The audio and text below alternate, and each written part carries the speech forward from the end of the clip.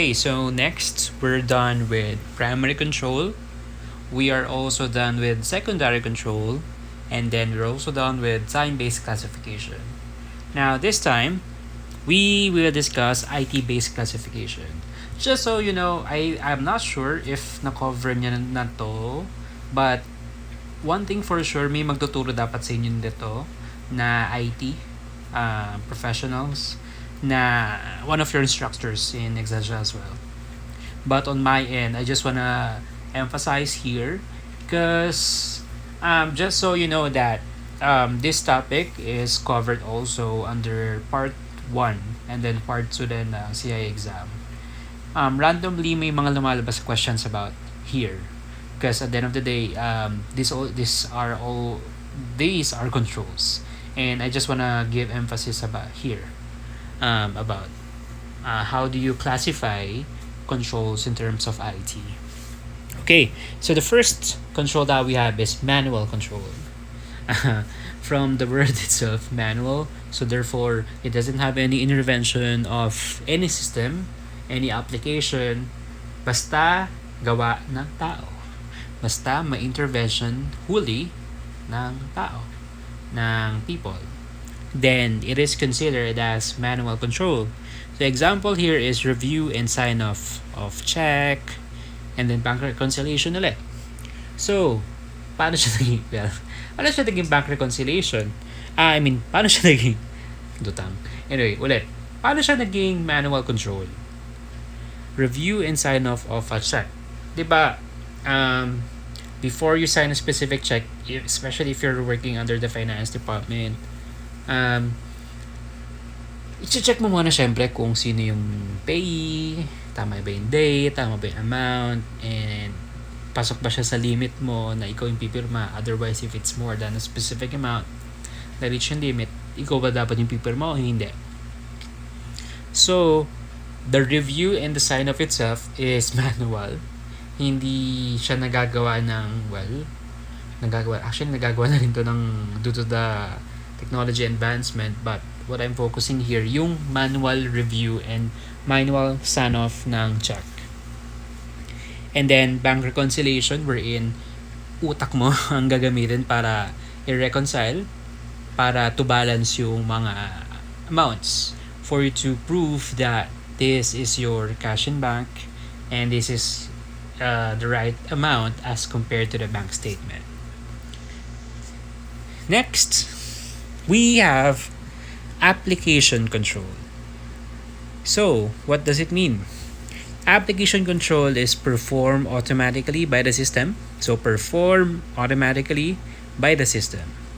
Ensure the completeness and accuracy of transaction processing, authorization, and validity.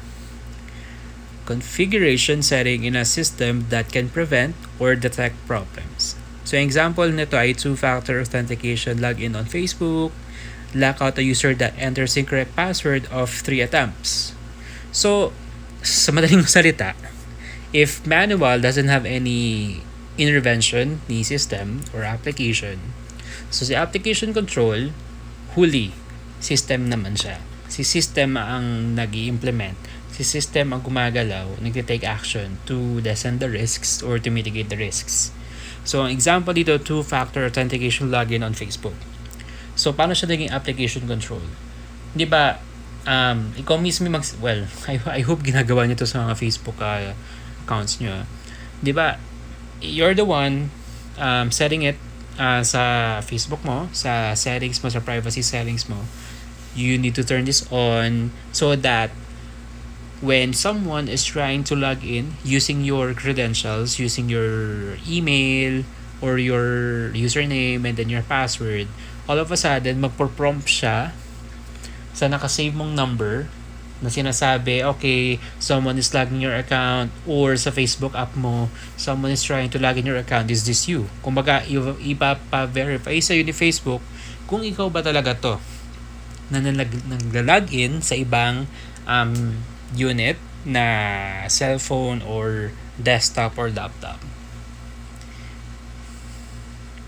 So, it is an application control. Hindi ikaw yung mismong humaharang sa for that hacker. So it's the system. Si Facebook yung gumagawa. And then we have blackout a user that enters incorrect password after 3 attempts. Di ba pag naglalagin ka sa Facebook or siguro pinaka mahigpit bank, if you're trying to log in sa applications or yung mga mobile app ng mga bank, di ba parang 3 attempts lang after dun malalockdown ka na. Lockdown? Malalock up yung account mo. So after lockup, maybe you need to wait for another 30 minutes para makalogin ka, or sometimes like example sa Citibank kasi ako. Yung yung account ko. Anyway, like example sa Citibank, you try 3 attempts and then after that lock up na yung account and you need to call the customer service to reopen or to unlock that account. So as you can see, hindi naman ikaw yung nag-lock ng account, ikaw yung nag-set ng parameter, or si back-end, which is yun nga, kung sino man yung provider, sila yung nag-set ng policy ng parameter for that system or for that application. It's just that hindi ikaw mismo yung nag-lock ng account. It's the system, it's the application, it's automatic. So wala siyang intervention wala siyang intervention of a specific person. It's automatic, it's system, so therefore it is application control. Now, if we're gonna think of it, we discuss manual control. When we say manual control, it's fully outside of the system. It is performed by a human, by a person, or you as a person. Then we also discuss yung application control, wherein we're saying here it is not manual, it is not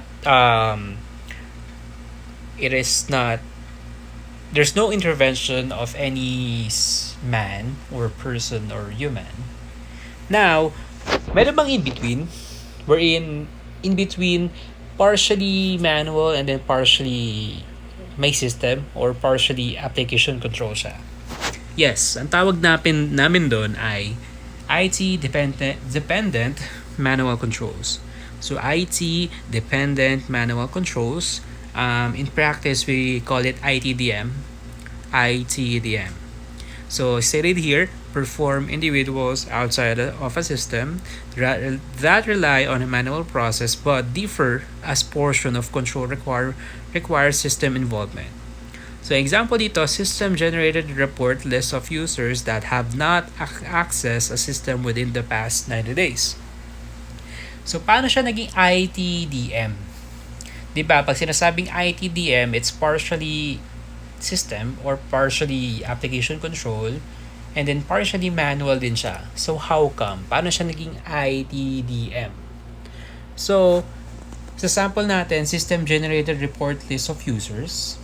So, di ba, kapag gumagawa ka ng exception report, kapag gumagawa ka ng report, ikaw yung magsaset ng parameters. Like, example, you're gonna set 90 days, this specific department, or this specific user ID or ID number, and then this time, and then generate report.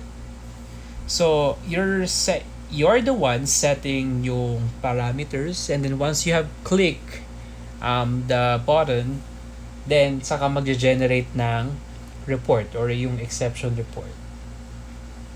So, anong pinagkaiba nun sa application control? Di ba parang magulo? Kasi, ang gulo. Kakala ko ba sa application control, di ko rin magsaset, and then, may intervention. Well, technically may intervention ng tao kapag application control. Ganun din naman sa ITDM ha. So, paano yung pinagkaiba niya? Medyo magulo. Okay, so ganito yan. Hindi mag-generate yung report kung walang taong involved. Gets? The exception report will not be generated if there will be no person that's setting the parameters and then clicking the button. As compared to application control, which is you have set a specific parameters or specific rule or specific features of a system. It's just that kapag dumating na yung risks, kapag nag-mitigate yung risk or nag-mitigate yung risk because of the implementation of control, wala ka naman doon on that time perspective. As compared to ITDM, which is andun ka mismo, ikaw nag-set, ikaw nag-generate ng report at dun siya nag-generate, dun siya nag-extract, then it is ITDM. Okay? I hope it's clear. So IT-based classification, again, first we have manual control. It's outside the system, it's technically manual. And then we have application control, wherein we're saying this is fully integrated in a system or an application that mitigates risk without any intervention of a person or a man or a woman. And then we're also saying we have this half partial na partially it's application control and partially it's manual control. So it is called the IT dependent manual controls or ITDM. So you still need an intervention, you as a human, as a person, and also intervention of a system. Wherein this is the normal. This is the norm most of the time. If you're gonna look yung classification ng control when you go to work, when you try to assess yung mga controls ng process, most likely it's ITDM. Kasi, we're driven by the system or applications with your intervention. But, yeah, some companies are looking forward na to implement fully systemized and application controls na. And lastly, aside from that, we have what we call the IT, general controls. In practice, we call it ITGC, IT general controls. So when we say IT general controls, refers to overall information processing environment comprised of policy management, logical access, change management, and physical security. So example natin here, access rights on system resources, tracks and documents that changes authorized, tested, approved, and implemented into production.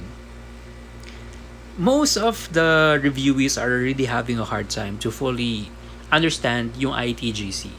As you can see, parang, pagbabasa siya, parang, is it the same with other controls? Di ba parang parehas lang?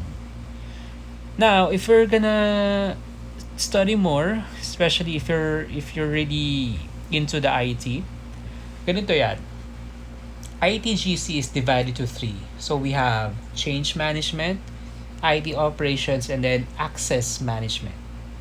So sa tatlong areas na yun, dun lang nagpo-focus yung how are we going to classify yung mga controls. So, from the word itself, general controls, it's not totally IT, it's not totally system. Hindi siya pag sinabi mong ITGC, system to, IT to, information to. Hindi ganun ang ITGC. Because this ITGC is general controls. Pwede siyang equipment, pwede siyang facilities, pwede siyang application din, pwede rin siyang part of the application, and so on. But again, this is general controls. As compared to other na specific talaga sila, but this is just general controls. So, ang example ko rito, access rights. So, access rights on system resources. How come na naging ITGC to? Again, every employee in an organization, you have this you need to classify all employees in terms of access kung hanggang saan. So, di ba, meron nga na-mention ko last time, meron tayong super user, or depende siya sa level, depende sa department, at depende rin sa role mo. So, it is part of the ITGC because it's not totally IT kasi access rights naman to system eh. Rights lang yon. So hindi pa siya fully 100% system siya. Because again, even access rights to doors are also considered as ITGC. And another one here, tracks and documents that changes, authorized, tested, approved, and implemented into production. So when you're conducting system development lifecycle, we call it the SDLC. Those controls surrounding that, yung nagsusupport in terms of how they document yung changes, di ba nga, change management, how they document yung changes, how they develop yung SDLC, there. Those are ITGC. Another example here ng ITGC, when we may I hope you already experience having attending or been into a data security na mga rooms. So sa mga room na yun, well, ang assumption nun, if you're gonna think of it, ang lalaki ng mga computer, talagang big, talaga mas malaki pa sa'yo, and maingay. If you're gonna think of it, diba, ang assumption natin, for sure, mainit. Because those are computers. Iba nga si computer well, personal computer tends to heat kasi it's driven by electricity. So, imagine, maraming computers na bigger than you, mainit yon. But, syempre, they need to ensure yung temperature na dapat malamig para hindi mag-overheat yung mga computers niya. So, those temperatures, yung pagsaset ng temperature mo are part of your IT general controls. So, imagine, hindi technically IT yung control na yon. Those are just temperatures, but these are considered IT general control. So, paano nga? So, paano mo i-classify na general control siya? As long as controls that can support yung change management, IT operations at access management mo, then these are considered as IT general controls. Now, paano naging mahalaga yung IT general controls? So imagine those ITGC that you have classified, imagine ineffective siya. Si auditor in-assess ineffective yung mga ITGC mo. So what will happen? ITGC supports yung IT operations, supports yung change management mo, at supports yung access management mo. Kung ineffective yun ng support, now how can you rely that these areas are effective too? Who knows? Kung yung suporta mo nga, hindi ka kaya suportahan, what more ba kaya ikaw na core process mo na change management, IT ops, and access management? So, mahalaga, it's really important to understand more the ITGC because of the reliance of control. And you're gonna use and understand more about that. I hope it's clear. What I'm just giving you are just concepts and logic behind of why do we need to classify these IT based classifications of controls. I hope may discuss siya further and better ng instructor nyo for the IT topics. And let's say if you're gonna take a CISA soon, I hope magamit nyo rin to. And aside from that, ito yung ginagamit namin sa audit. When we're doing IT audit engagements, most of how we conduct our audit, it's based on this. Manual control, application controls, ITDM, and then the ITGC. Yeah, I hope it's clear.